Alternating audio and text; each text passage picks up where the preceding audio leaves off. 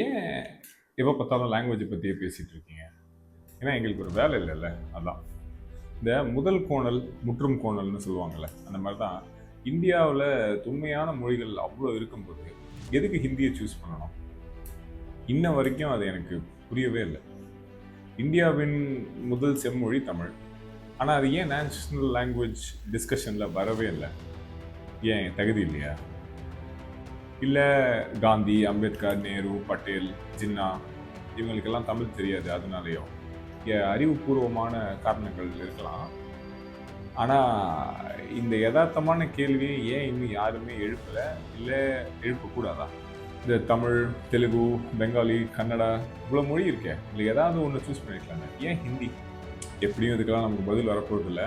So இந்த திணிப்பு, ஆதரவு, எதிர்ப்பு இதெல்லாம் கொஞ்சம் அப்புறம் பேசுவோம். இண்டிபெண்டன்ஸில் ஆரம்பித்து ஹிந்தி திணிப்பு அப்படிங்கிற ஒரு ஐடியா இன்ன வரைக்கும் தீயா பற்றிக்கிட்டு எரியுது. இதுக்கு யார் காரணம்? நாங்களா, இல்லை அரசியலா? கடந்த ஒரு 75 வருஷமா, அப்புறம் இந்த கடைசி 10 வருஷத்தில் ஏதோ ஸ்டெராய்டில் ஊசி போட்ட மாதிரி ஹிந்தியை எப்படியாவது இந்தியாவில் இருக்கவங்க எல்லாருக்கும் பேச வச்சிடணும்னு முயற்சி பண்ணுறாங்க.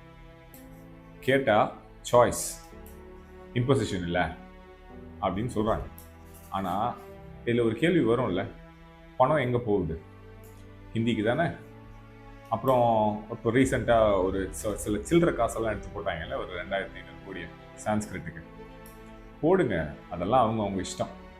ஆனால் எல்லா மொழியும் வளர்க்கணும் அப்படின்னு பேசுகிற நம்ம நாட்டில் ஏதாவது ஒரு ஹிந்தி பேசும் மாநிலத்தில் தமிழ் வளர்ச்சிக்காக எவ்வளோ பணம் போட்டிருக்காங்க? அங்கெல்லாம் டீச்சர்ஸ் இருக்காங்களா? அங்கெல்லாம் புக்ஸ் இருக்கா? இதை கேட்டால் எப்படி மொழி அரசியல் ஆகும்? தேசிய கல்விக் கொள்கையில் மொத்தம் 3 மொழி இருக்கு. அதில் ஒன்று தாய்மொழி, 2வது இங்கிலீஷு, 3வது ஹிந்தி, இல்லைன்னா வேற ஏதாவது ஒரு இந்திய மொழி. இதில் எங்கள் கருத்து இந்த மொழி நல்லதா அந்த மொழி நல்லதாலாம் கிடையாது. நம்ம நாட்டுக்கு இன்னைக்கு நம்ம இந்தியாவில் இருக்கிற எல்லா குழந்தைங்களுக்கும் எது இப்போ தேவை? மெனக்கெட்டு 3வது மொழியை படிக்கவா, இல்லை வளர்ச்சிக்கான சயின்ஸ், டெக்னாலஜி, ஏஐ மாதிரி படிப்புகளை படிக்கிறதா? ஸ்கூலில் சேர்க்கறது 3 மணி நேரம் உட்காந்து மொழி படிக்கவா, இல்லை நல்ல ஸ்கில்ஸ் கற்றுக்கிட்டு நல்ல வேலைக்கு போகிறதுக்கு தயாராகிற சூழ்நிலை வேணுமா? இப்போ ப்ரைவேட் ஸ்கூலாக தானே பண்ணுது. இங்கிலீஷ் நமக்கு சாதாரணமாக கிடச்சிடல. எத்தனையோ உயிரை இழந்து தான் இங்கிலீஷ் அஃபிஷியல் லாங்குவேஜாக கான்ஸ்டியூஷனில் இன்னைக்கு இருக்குது. ஆனால் எத்தனை பேர்கிட்ட அது இருக்குதுன்னு நினைக்கிறீங்க? சென்சஸ் டேட்டா படி வெறும் 10% தான் இருக்குது. அந்த 10% யாராக இருப்பாங்கன்னு நினைக்கிறீங்க? மேல்ஜாதி மக்களும் பணம் இருக்கிறவங்களும் தான். இந்தியாவில் 90% மக்களுக்கு ஆங்கிலம் இல்லைங்கிறது ஏன்? சட்டம் ஆங்கிலத்தில் தான் இருக்குது. ஆனால் அதோட பேர் நலத்திட்டங்கள், அதோட டாக்குமெண்ட்டு, டீட்டெயில்ஸு இதெல்லாம் எதில் இருக்குது? இங்கிலீஷில் இருக்குது. ஆனால் பேர் ஹிந்தி, சமஸ்கிருதத்தில் இருக்குது. குப்பையில் ஆரம்பித்து, கழிவறையில் ஆரம்பித்து, ட்ரெயின், பாராளுமன்றம், மருத்துவம் எல்லாம் ஹிந்தி பேர் தான். இது எங்களுக்கு புரியலையே, வாயிலையும் நுழையில. இது ஏன் இன்னும் யாரும் கேட்காம இருக்காங்க?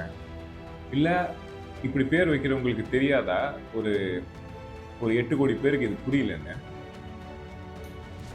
அப்புறம் அந்த ஒட்டுமொத்த டெக்னாலஜியும் நீங்கள் வச்சுருக்க, இப்போ ஃபோனாக இருக்கட்டும், பார்க்குற வீடியோவாக இருக்கட்டும், இது எல்லாத்துக்கும் அடிப்படையான டெக்னாலஜி வெஸ்டர்ன் டெக்னாலஜி தான். ஆக மொத்தத்தில் நம்ம கல்வி மற்றும் வளர்ச்சிக்கு தேவையான ஆங்கில மொழி பெரும்பான்மையான ஸ்கூல் இந்தியாவில் கிடைக்கிறது இல்லை. மக்களுக்காக உள்ள நலத்திட்டங்கள், சட்டம், மருத்துவம், துறைகளில் இருக்கிற டாக்குமெண்ட்ஸு இதெல்லாம் புரியாத பாஷையில் தான் இருக்குது. இதை கேட்டால் எப்படி தப்பாகும்? இதை நான் ஸ்கூலில் சொல்லி கொடுத்தாங்க, புரியலன்னா கேளுங்கன்னு அதான் கேட்குறோம். 75 வருஷமாக இந்த அரசியல் நடக்குது. இதில் யாருக்காவது பிரயோஜனம் இருக்கா? இந்தியாவில் இருக்கிற கவர்மெண்ட் ஸ்கூலில் தான் வெறியோடு படிக்கிற பிள்ளைங்க அதிகம். ஏன்னா எப்படியாவது நம்ம வாழ்க்கை மாறிடாதான்னு தினம் தினம் யோசிக்கிறவங்க அவங்க தான். இப்போ எனக்கு எல்லாம் தெரியும், எல்லாம் புரியும், ஆனால் என்னால் இங்கிலீஷில் பேச முடியாது. இது எவ்வளோ பெரிய துரோகம் தெரியுமா? கேட்டு பாருங்க, இங்கிலீஷ் தெரியாத அறிவுள்ள பிள்ளைங்கிட்ட கேட்டு பாருங்க, அந்த வழி தெரியும். இது எப்படி நியாயமாகும்? ஏன் அவங்களுக்கும் இங்கிலீஷ் கொடுத்தா என்ன? சேர்ந்து ஜெயிக்கலாம்ல. ஏன் அந்த 10% மக்கள் மேல ஒரு சுமையை வச்சு இந்தியாவே நீங்க தான் முன்னாடி கொண்டு போகணுன்றது ஏன் பண்ணணும்?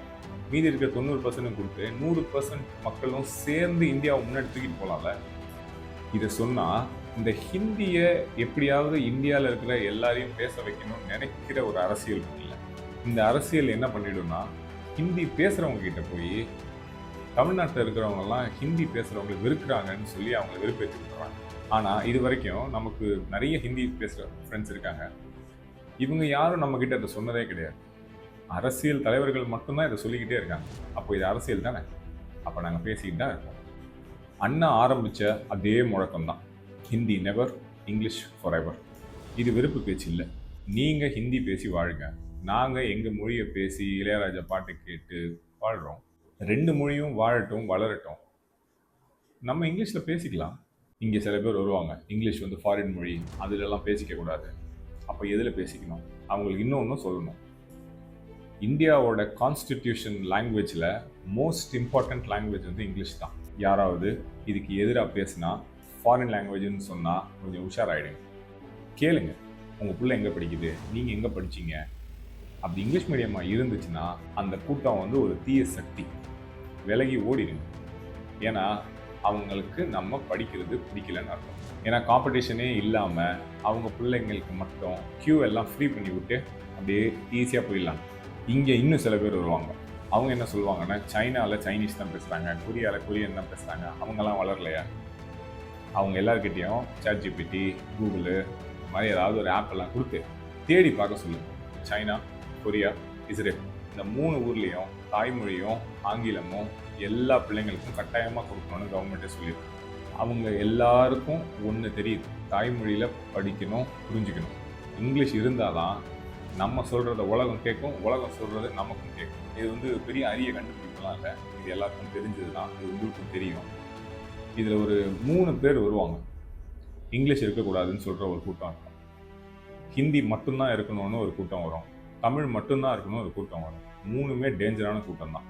ஏன்னா இந்த நாட்டில் மொழியை நிர்ணயிக்கிறது பெற்றோர்களாக இருந்தால் தாய்மொழியும் ஆங்கிலமும் தான் இருக்கும்.